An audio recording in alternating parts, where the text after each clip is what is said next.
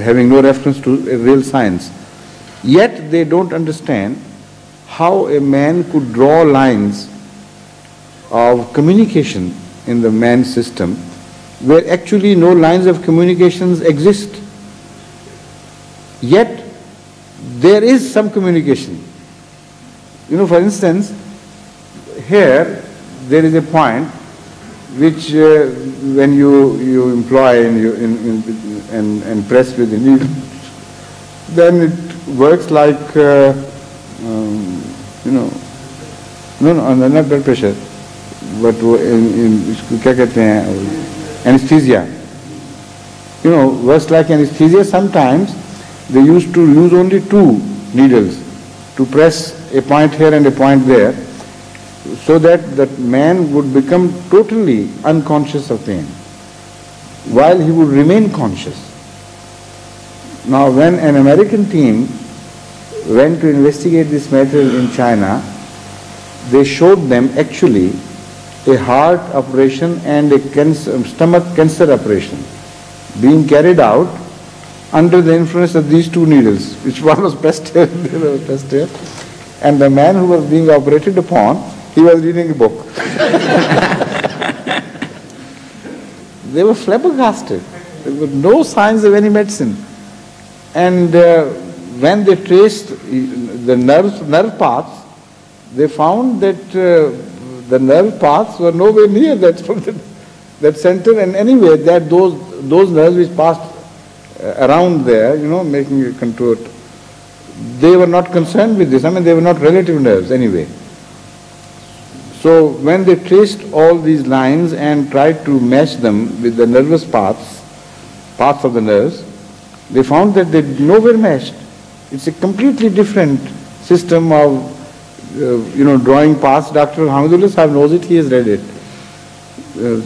And yet it works. I mean, there is a definite communication between those points. You remember you told me one point here, so I didn't apply needles afterwards, but whenever I felt, you know, that problem, I always applied a rough, dull pressure here, and immediately I got relieved. But according to allopathic science, there is absolutely no reason why I should be, you know, by that pressure.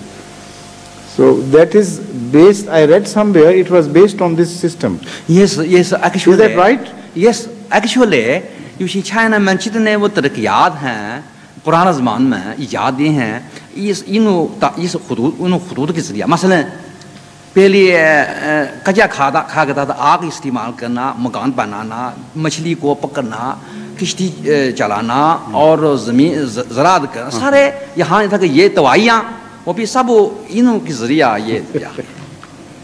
Fantastic. He says people have learned from this so much that even how to row, you know, a boat, a canoe, or how to catch fish, how to do agriculture and things, all these developments in the past owe themselves to this philosophy of symbols. And before that, the development in these scientific fields in China were very slow, insignificant. But some people who understood this and how to employ it in agriculture and fishing and other games and things and industry gained so much from it that completely a new era started, a very fast, rapid development of sciences, all based on this. Well, I don't know what that was, but I know this symbolism because I have read acupuncture, and it is unbelievable that all that paths and points could have been derived from this without guidance from Allah. I mean, no man could have written that symbolism and by his own efforts reached, you know, this inner system and devised it so accurately, and each point given, you know, so accurately. So God has been speaking to various people, you know, in His own way, and everywhere you find something of great interest. Kulla yawmin fi shan also means this, that He doesn't appear to all prophets exactly alike. To some He appears like this, and to some others like that. And even this you find in the followers of prophets. Sometimes some things are given to the followers which are not emphasized in the life history of a prophet. And that particular treatment of God of certain people is quite interesting to note. Once, I don't remember the detail, but I remember having read about Hadhrat Khalifatul Masih Awwal radhiyallahu anhu, that about one special way of God to him. When he was asked about it, he said, yes, Allah has specially shown me this while his treatment with Hazrat Masih Maud was on a different pattern. You see, that sort of thing I read, I am going to find out what it was, but it was quite interesting. Things which Allah, for instance, has taken on himself, that I'll do this to you. He said, this is a special promise to me by Allah, which I don't find having been given to Hazrat Masih Maud as well. That doesn't mean that he was trying to establish, God forbid, his superiority, because he was the humblest slave of Hadhrat Masih Maud, so submissive to him that no other follower of Hadhrat Masih Maud can be bracketed with him in this regard. Yet when he says, then it becomes very important. It doesn't mean to establish superiority, but he means to establish Allah's superiority.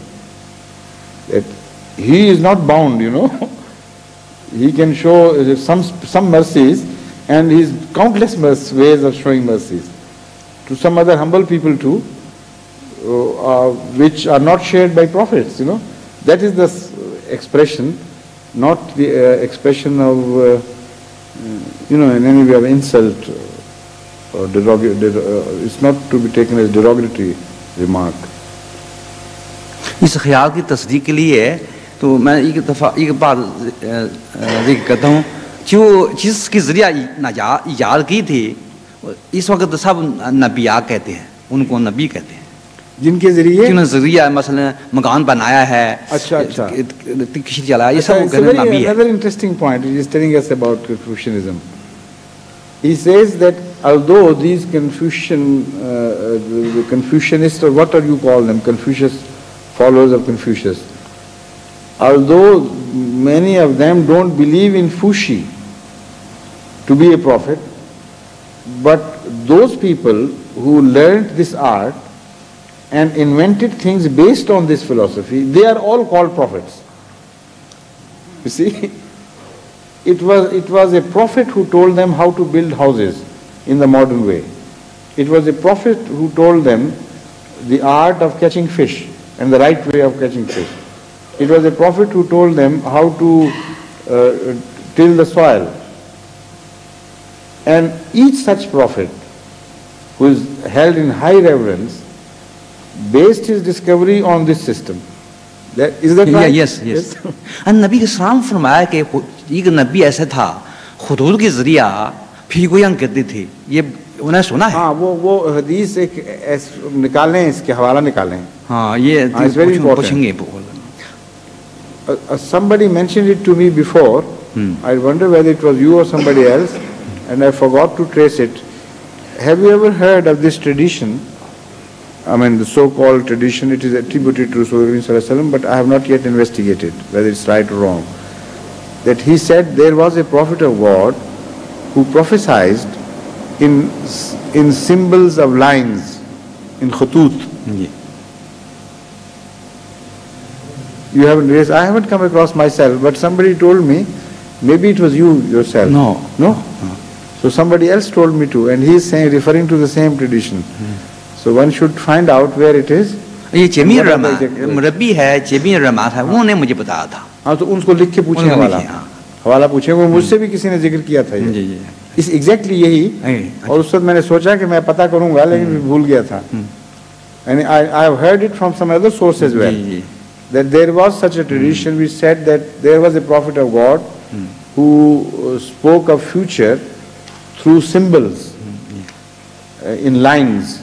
These were the words attributed to Rasulullah. So if Jamilur Rahman Rafiq has mentioned it to you,